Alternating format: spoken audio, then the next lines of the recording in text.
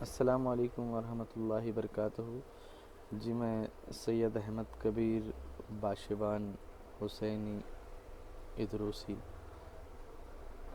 میں سجادہ نشین سید شاہ علی پاشا باشبان حسینی ادروسی ان کا جانشین ہوں، اور ماشاءاللہ ابھی کچھ ہی دن پہلے حضرت سید عمر پیر باشبان رحمۃ اللہ علیہ کا سندل شریف ماشاءاللہ بہت ہی بڑے پیمانے پہ گزرا۔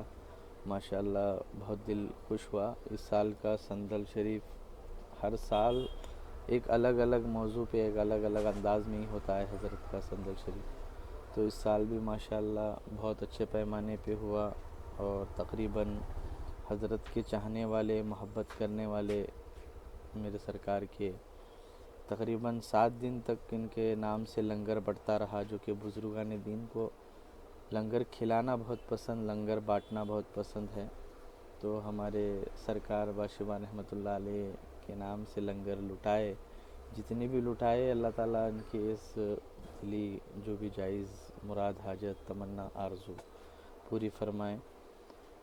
اب جو میرا ویڈیو بنانے کا ایک مقصد یہ ہے کہ سندل ہوتا ہے، پھر عرس ہوتا ہے، پھر لنگر ہوتا ہے، لیکن صحیح طریقے کے تقریبات اور صحیح طریقے سے سندل شریف کرنا، یہ چند ہی ہمارے بھائیوں کو، دوستوں کو معلوم ہے۔ یہ سندل یعنی ایک ملاقات کا موضوع ہے، ایک محبت بھرا انداز ہے۔ یہ اس کے اندر صرف ایک بزرگ سے نسبت اور محبت، ایک عشق کے اوپر سندل کیا جاتا ہے، تو حضرت کی تفسیر بھی جاننا ضروری ہے۔ حضرت کا سندل جب ہم پیش کرنے آتے تو حضرت کا جو وصال کا جو دن ہے، اس دن پر سندل شریف پیش ہوتا ہے ملاقات کے ذریعے، اور سندل پیش کرنا یعنی ملاقات کرنا بزرگ سے۔ جو سندل لگاتے ہیں تو یہ ہمارا تصور ہونا چاہیے کہ ہم ان سے ملاقات کر رہے ہیں۔ تو حضرت سید عمر پیر باشبان رحمۃ اللہ علیہ کے ولادت یمن میں ہوئی تھی، جو کہ 1004 سن ہجری میں، اور حضرت وہاں پر پیدا فرما ہوئے۔ پھر اس کے بعد میں حضرت کے ظاہری زندگی بڑھتے گئی، تب حضرت کو تعلیم یافتہ بننے کا بہت شوق تھا، تو حضرت اپنے علم سیکھنے کے جذبے میں بڑھتے گئے اور علم حاصل کرتے گئے، تو اس طرح سے حضرت کو علم حاصل ہوا کہ حضرت نے چاروں طریقے کا درس دینے لگے بچوں کو، جیسے کہ علم شریعت، طریقت، معرفت، حقیقت، ہر طرح کا علم جہاں پر بھی حضرت جاتے تو سکھاتے تھے، اور مکہ معظمہ میں بھی اپنے وقت گزارے، تقریباً 2 سال وہاں پر بھی درس دیے ہیں طلباؤں کو۔ تو پھر اس کے بعد میں حضرت باشبان رحمۃ اللہ علیہ کو کچھ اشارہ ہوا کہ بیلگام کی طرف رخ کرنا ان کا موضوع ہوا، تب جب اپنے ساتھ میں اپنے والدہ کو اور اپنے ماموں کو لے کر اپنے ساتھ میں، اور اپنے بیٹے کو لے کر اپنے ساتھ میں آئے، جو کہ حضرت کے تقریباً 14 بچے، جس میں سے 8 بیٹیاں، 6 بیٹے۔ 6 بیٹوں میں سے 2 بیٹا جو تھے حضرت کے بچپن ہی میں وفات پائے، اور 4 بیٹے جو تھے ان میں سے 2 بیٹے یمن میں ہیں، 1 بیٹے مکے میں، اور 1 بیٹے اپنے ساتھ میں یہاں پر لے کے آئے تھے حضرت۔ پھر یہاں پر اپنا وقت جیسے ہی آپ آئے، یہاں پر ایک چھوٹا سا حجرہ آپ نے بنایا، اور یہاں پر اپنی عبادت شروع کی، اور ساتھ ہی ساتھ یہاں پر بھی درس دینا شروع کیے۔ بیجاپور میں آئے پہلے، بیجاپور سے ہوتے ہوئے وہاں پر حضرت ادروس کے گھرانے میں پھر ان کا تعلیم وہاں سے بھی حاصل کیے، پھر وہاں سے بھی حضرت تعلیم لینے کے بعد میں پھر بیلگام کا رخ ہوا۔ پھر جب حضرت بیلگام میں آئے، تو جب بیلگام میں آ کر یہاں پر مدرسہ شروع کیے، پھر یہاں پر بہت سے طلباؤں کو حضرت نے ایسا علم سے نوازا کہ اپنے اپنے مقامات پر حضرت کے جتنے بھی سیکھے ہیں سب اپنے مقامات پہ ولایت کے مرتبے پہ فائز ہوئے۔ ماشاءاللہ حضرت جو بھی درس دیتے تھے، علم شریعت، علم طریقت، علم معرفت، علم حقیقت، یہ علم سے ہر کوئی حضرت کے سکون پاتا تھا، اور علم حاصل کر کے اپنے اپنے مقامات پہ درس کے لیے چلے جاتے تھے. اسی طرح کا معمول تھا. اور حضرت اکثر اپنے تنہائی کو دور کرنے کے لیے اور ذکر و اذکار کے لیے، تنہائی میں عبادت کے لیے، خودلی میں حضرت کا ایک مقام تھا ذکر کا، وہاں پر جا کر ذکر کیا کرتے تھے. ماشاءاللہ حضرت کی زندگی بہت بہترین گزری. اس دور میں جب عادل شاہ کا دور تھا، تب عادل شاہ نے حضرت سے متاثر ہوئے، پھر محبت میں حضرت کے ملنے کے لیے آئے عادل شاہ، اور آ کر حضرت سے کچھ دریافت کیے کہ کچھ میں آپ کو دینا چاہتا ہوں. تو حضرت نے بتایا تو مجھے کیا دے گا، میرے پاس اللہ کی دی ہوئی سب کچھ نعمت ہے، مجھے کچھ چیز کی ضرورت نہیں ہے. تو ان کے منع فرمانے کے باوجود بھی حضرت کو عادل شاہ نے اپنی محبت میں ایک حصہ بیلگام کا زمین کا دے دیا.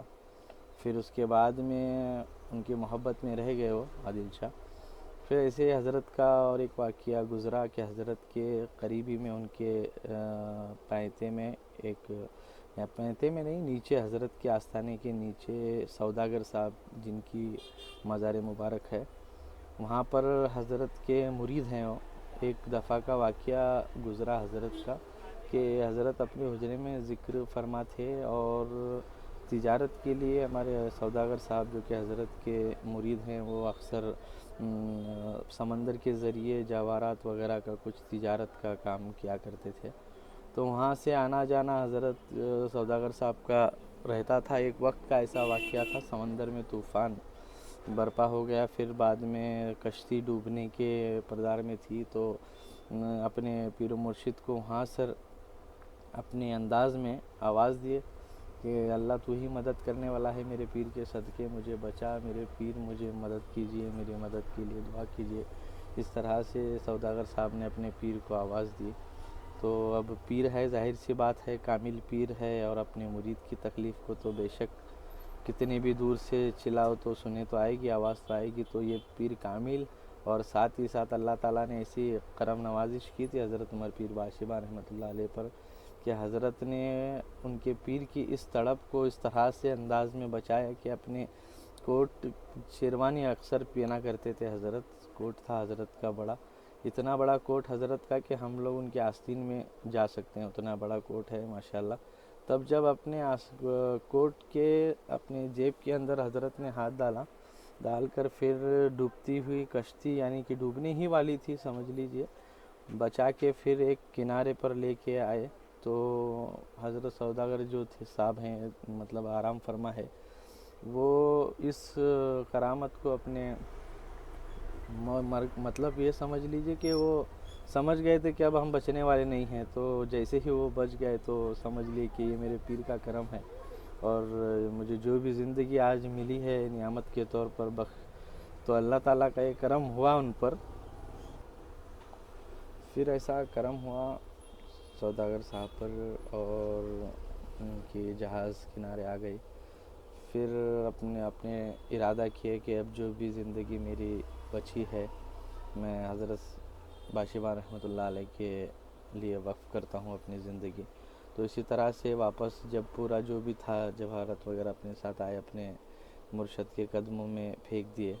تو بعد میں سرکار باشباں رحمۃ اللہ علیہ نے کیا خوب کہا ان سے کہ یہ دولت میرے کس کام کی، بس تم آئے ہیں تو اللہ کی راہ میں اس کو لٹاؤ، اور دین حق کے لیے اپنا وقت صرف کرو، اس خدمت کے لیے لگ جاؤ بولے. پھر سوداگر صاحب اور حضرت مل کر بیلگام میں بہت اچھا اپنا درس کا کام شروع کیے. پھر ماشاءاللہ وقت گزرتے گیا، حضرت کا جب وفات کا وقت آیا تو حضرت نے اپنے وقت پر ہی عادل شاہ اور ان کے ساتھ میں اٹھنا بیٹھنا تھا تو رہا کرتے تھے.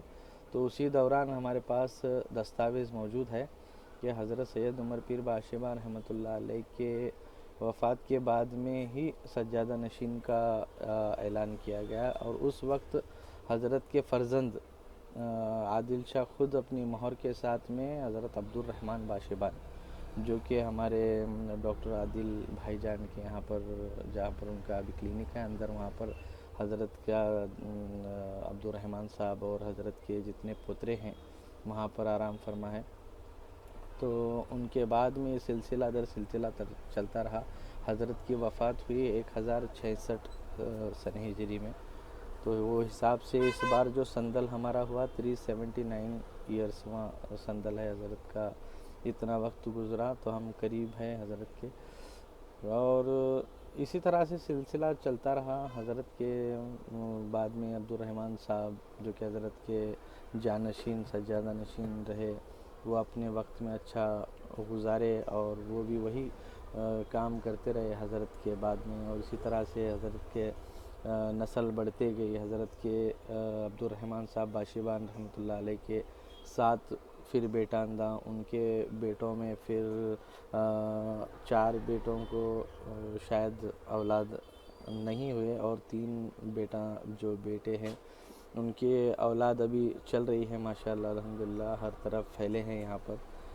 اور اب فی الحال جو موجودہ اس کے بعد پہلے جو تھے حضرت فقیر صاحب باشیبان رحمۃ اللہ علیہ ان کے سجادہ نشین، اس کے بعد میں حضرت صاحب پاشا باشیبان جو کہ حضرت کے 35 آرام فرما ہیں. اس کے بعد میں اب جو اس کے بعد میں جو ہوئے حضرت سید احمد پاشا باشیبان، وہ سجادہ نشین ہوئے. پھر اب موجودہ جو سجادہ نشین ہیں میرے والد صاحب پیر طریقت سید شاہ علی پاشا سجادہ نشین باشیبان بارگاہ کے اب موجودہ سجادہ نشین ہیں. اور بھی ہمارے حضرت کے برادر سجادہ نشین ہیں، بھائی ہیں. اور ماشاءاللہ بہت سے کنبہ حضرت کا بہت بڑا ہے. اتنا بڑا ہے کہ ہر کوئی تڑپتا ہے کہ میرے گھر سے سندل نکلے، میرے گھر سے حضرت کا تبرک کی زیارت ہو، میرے گھر سے حضرت کی چادر نکلے. تو اسی طرح سے کیا ہو رہا ہے، حضرت کے کنبہ بڑھتا جا رہا ہے تو محبت بڑھتے جا رہی ہے، سندل کا جذبہ بڑھتے جا رہا ہے. آج کل کا دور پتہ ہے، کوئی بھی ایک نیا اگر کچھ بھی ٹرینڈ آ گیا تو اسی کے پیچھے لگ جاتے ہیں. تو ابھی یہ سندلوں کا عرس کا جو کریز چل رہا ہے، اسی وجہ سے ابھی یہ بھی کمپٹیشن چلا ہے کہ پہلا سندل کس کا، پہلا سندل میرا، پہلا میرے گھر سے نکلے، پہلا تیرے گھر سے نکلے.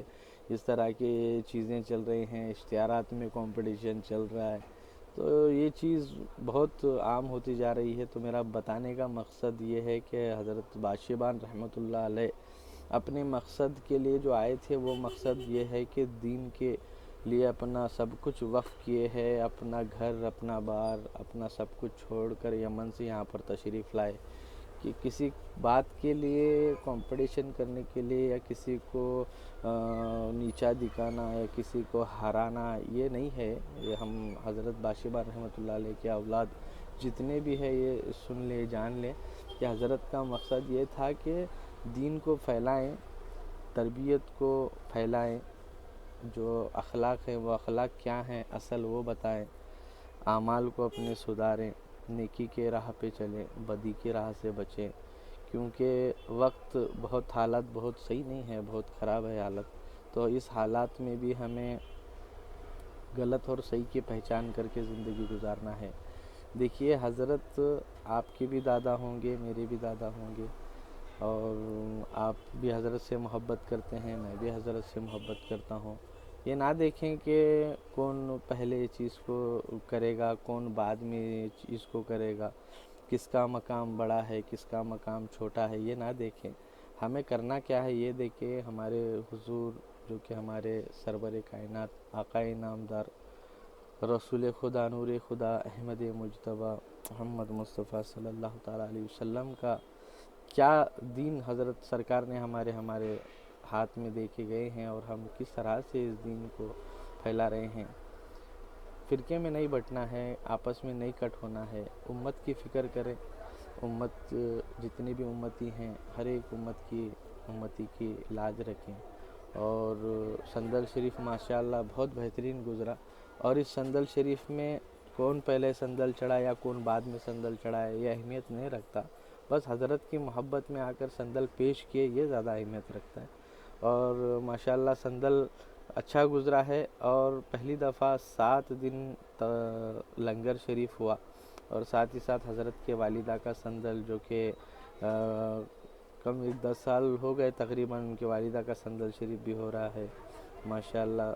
سندل سے لے کر پھر قرآن خوانی ہو رہی ہے، حضرت کے نام سے قرآن خوانی کر قرآن شریف ان کو تحفتاً دیا جا رہا ہے.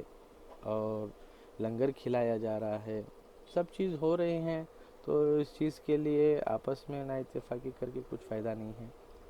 جتنے بھی ہمارے حضرت کے چاہنے والے ہیں، جتنے بھی حضرت سے حضرت کے مریدین میں سے ہیں، جتنے بھی حضرت کے معتقدین میں سے ہیں، جتنے بھی حضرت کے چاہنے والوں میں سے ہیں، ہر بزرگان دین کے چاہنے والوں میں سے جو بھی ہے، بس جو بزرگان دین جس راستے پہ چلتے ہوئے زندگی گزارے ہیں اور ہمیں بتائے ہیں، اسی راستے کو چلتے ہوئے ہم بھی زندگی گزاریں گے۔ دامن تھامے رکھیے بزرگان دین کا، ان کا نقش قدم پہ چلتے رہیے۔ دیکھیے اپنے اندر انانیت کو نہ لائیے اور اپنے اندر تکبر کو نہ لائیے۔ انانیت ایک ایسی چیز ہے، یہ اگر انسان کے اندر آ گئی تو پھر اللہ تعالیٰ اس سے ناراض ہو جاتا ہے، پھر اس کے جو بھی اس کے ساتھ اچھا ہو یا برا ہو، یہ اسی کے اخلاق اور اسی کے اعمال اس کو لے کے ڈوبتے ہیں۔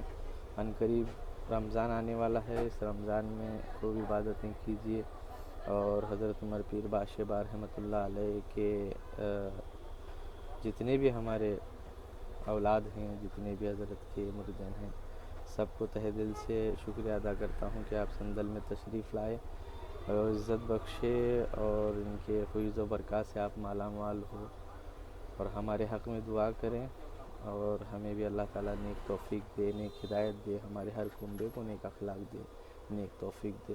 ساتھ ہی ساتھ آپ سب لوگوں کو اللہ تعالیٰ رزق میں برکت دے، عمر میں برکت دے، کاروبار میں ترقی دے، آنے والی ہر زمینی آسمانی بلاؤں سے آپ کی حفاظت فرمائے، محفوظ رکھے آپ کو۔ اللہ تعالیٰ رمضان آپ کا قبول کرے، آپ کے روزے قبول کرے، آپ کی عبادتیں قبول کرے، آمین ثم آمین۔ اللہ حافظ۔ دعا میں ہمیشہ میرا نام لیجیے، میرے حق میں دعا کیجیے۔ اللہ حافظ۔